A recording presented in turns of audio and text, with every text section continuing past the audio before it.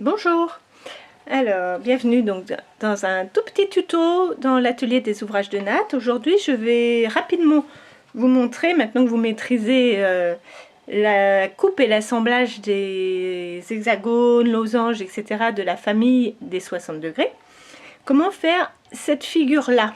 Si vous vous demandez comment on a mélangé un hexagone au milieu, l'hexagone au milieu n'est pas appliqué, il a été assemblé.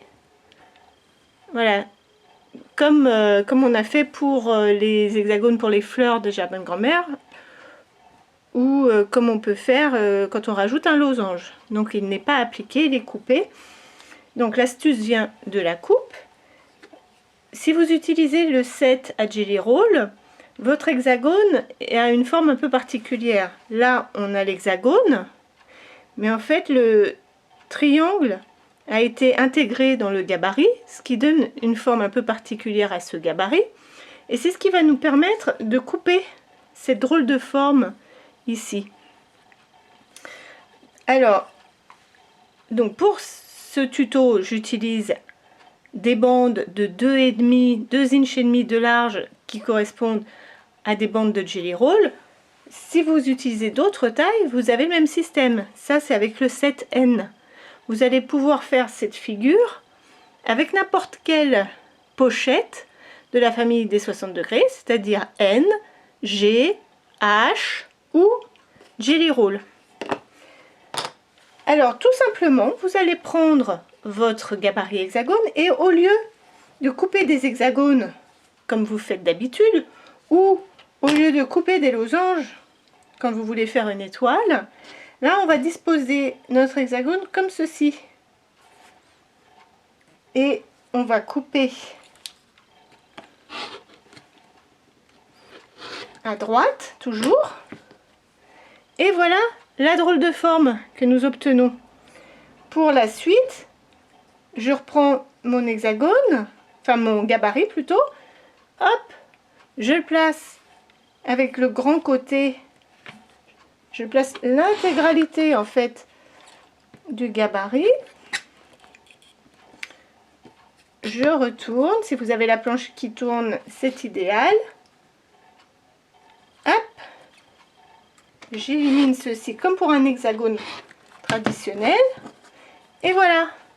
Vous pouvez empiler, je vous rappelle, jusqu'à 6 épaisseurs de tissu.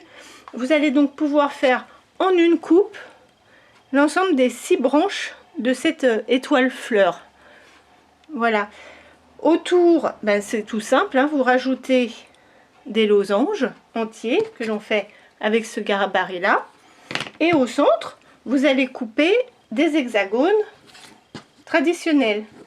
Ensuite, il n'y a plus qu'à assembler autour de votre hexagone. Alors là, je vais couper un hexagone pour qu'on se rende compte.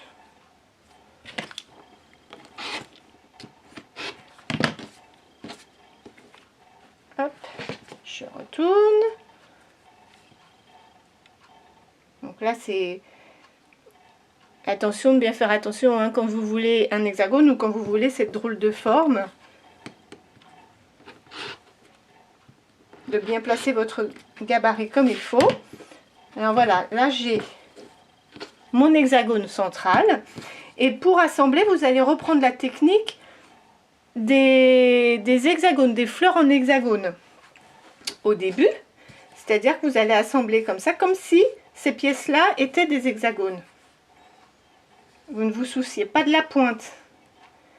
C'est vraiment la technique d'assemblage des coutures en Y avec des hexagones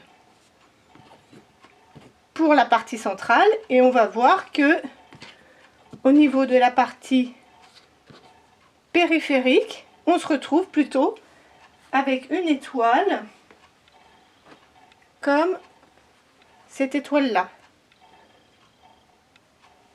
Donc c'est hexagone pour la partie centrale. Donc revisionnez bien l'assemblage, la technique d'assemblage des hexagones.